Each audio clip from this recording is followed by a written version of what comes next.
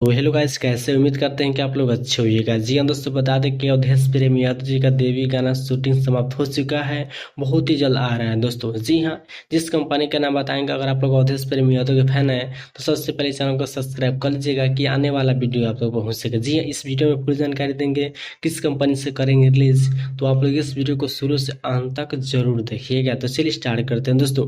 जी हाँ, एक से एक ब्रांड लेवल के गाना आने वाला है अवधेश प्रेमी यादव जी का देवी सॉन्ग। जी ये बहुत ही ब्रांड लेवल का गाना है। अगर आप लोग अवधेश प्रेमी यादव के फैन हैं, सबसे पहले चैनल को सब्सक्राइब कर लीजिए। जी हाँ, बहुत ही हाई क्वालिटी का वीडियो दोस्तों आप लोग देख सकते हैं थंबनेल के माध्यम से। और ये देख लीजिए, ये फोटो में कितने हार्ड लोकेशन का वीडियो है। बहुत ही ब्रांड लेवल का शूटिंग भी किया गया है और अन्य एक्टर्स है, आप लोग देख सकते हैं।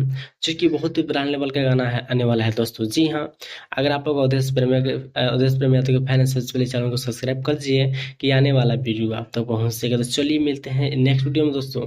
तब तक के लिए बाय।